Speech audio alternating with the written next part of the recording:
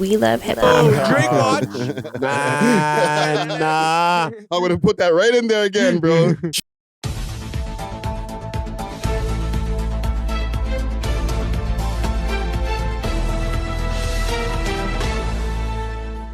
I kept it from the last time, man. Oh man, we're in So trouble. Drake's lawsuit rejected What? by Spotify.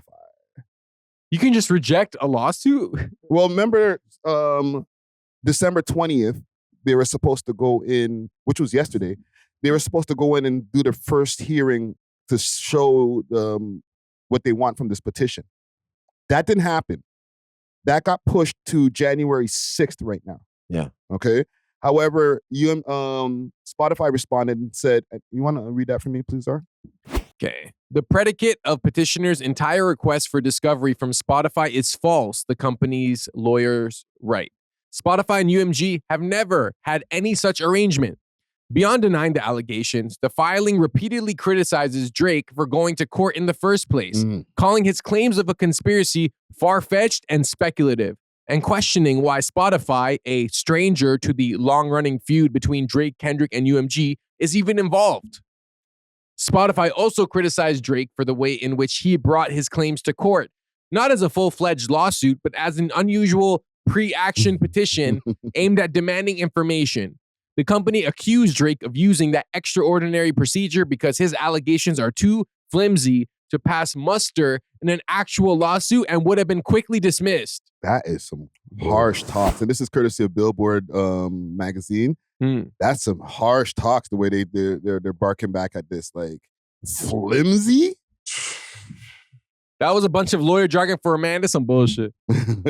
Yeah, basically, that's some bullshit. This will not lawsuit's be able to muster, like, bro. Lawyers always just like dress up their talk, you know? Yeah. So they're just like, get the shit out of here. We don't believe you. You need more people. You know what I'm saying? Damn. Okay. Do you want me to read this? Yeah, Drake's legal team responded to the shit. Okay, so Drake's legal team has responded back to Spotify trying to hide Kendrick's view-botting. If Spotify and UMG have nothing to hide, they should be fine with complying with this basic discovery. Talk that talk. Not surprising that Spotify is trying to distance themselves from UMG's allegedly manipulative practices to artificially inflate streaming numbers on behalf of one of its other artists. If Spotify and UMG have nothing to hide, then they should be perfectly fine complying with this basic discovery request. Talk that talk, Drake. Let's go, man. Let's go. Via DJ Academics TV. My bad. Or I guess Drake's lawyer. Yeah. That's not Drake talking. He just in the picture. We actually got Drake's lawyer right here. Friday Ricky Dread. What do you have to say about Spotify and UMG? I'm going to go with no comment. Smart. That's why he gets the big bucks, boys. But y'all think that these guys are really going to take it there in January? Because Drake's like, nah, bro, if y'all ain't got nothing to hide, then show me. Dusty, do you want to attack this first? I have my own. He's exposing the game a little bit. Yeah. I kind of like it. At first, I was kind of on the fence with him with like the whole suing thing. Yeah. But now that they've reneged to give him that information or anything of the sort, even if they were doing it for him, I want to see it. You were doing it for me. Let the world see it. Yeah. You know what I'm saying? But they won't give it up. So right there, I'm now kind of like, exposure. It's not only that they won't give it up, they're more like, that's bullshit what you're talking about. So show me it's bullshit. Show me it's bullshit. Yeah. Well, in this case, they're the bigger brand, right, than him. So they don't have to show him nothing. You know what I mean? You're our slave. We're not yours. Yeah, but I'm suing you. So now I'm going to sue you. Show me, bro.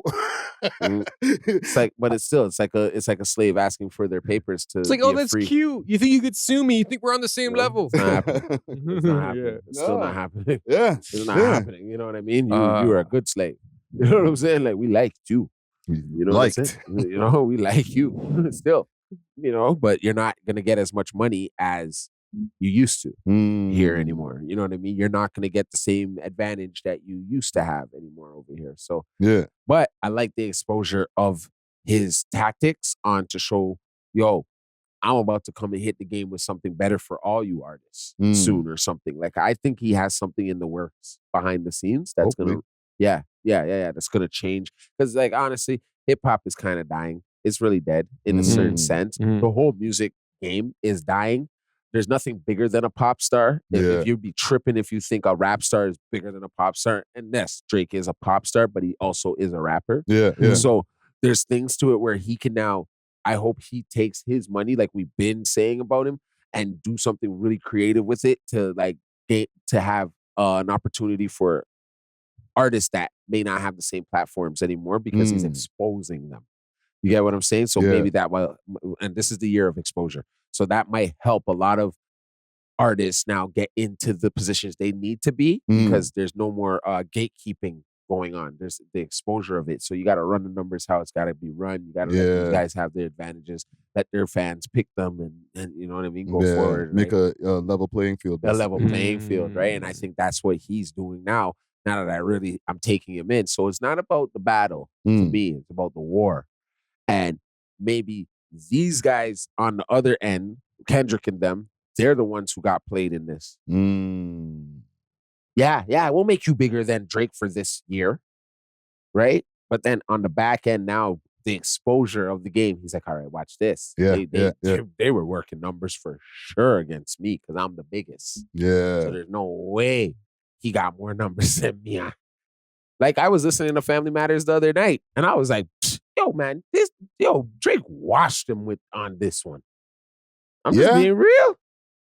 Family Matters is one of the most underlooked, or I guess, I don't know what I'm looking for, but it didn't get the respect that it deserved because it got stepped on. Yeah. Underrated. Underrated.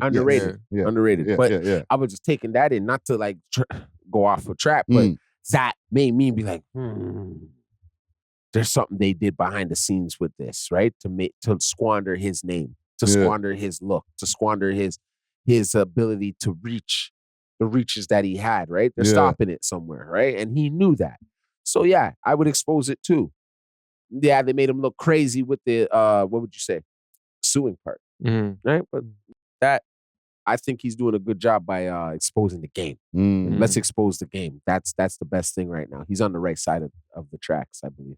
Okay. Now, what do you think, Zar? I think I do agree he's exposing the game, but my worry is if he exposes the game, there's going to be no game left. Everyone is inflating their numbers. Everyone, even like the biggest pop stars you would think, Dua Lipa, Eminem, all these people, they have their numbers like inflated a little bit. So once that's exposed, right, my whole thing is what's next? Are we going to go back to independent purchasing of music or consumption of media? Are we going to go have like a new, is it going to be just Apple Music? Is it going to be another monopoly? And then even after that, say like the music side is taken care of, even the social media aspect, like these people still control algorithms.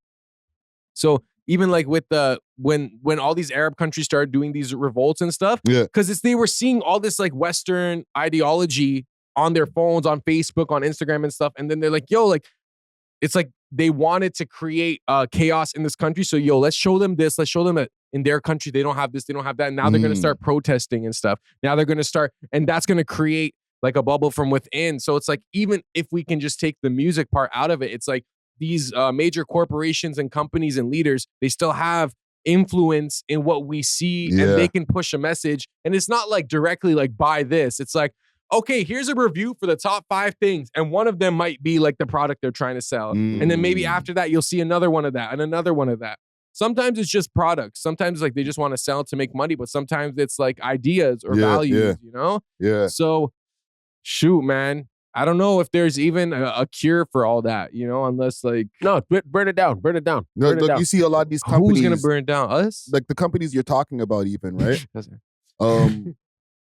They're not like Spotify and Universal. They're still underneath other companies. Like there's still people who own those companies that own multiple different businesses. Of course. So in the end of the day, everything still has to trickle upwards. You know what I'm saying? Yeah. It's like Universal and Spotify, they're doing their moves, but they're under still the control of somebody else who's doing way bigger moves, who owns way bigger companies than those companies. 10, the company 10. That company 10 that owns... they own Universal right now. Yeah. And isn't that the Chinese company? Yes.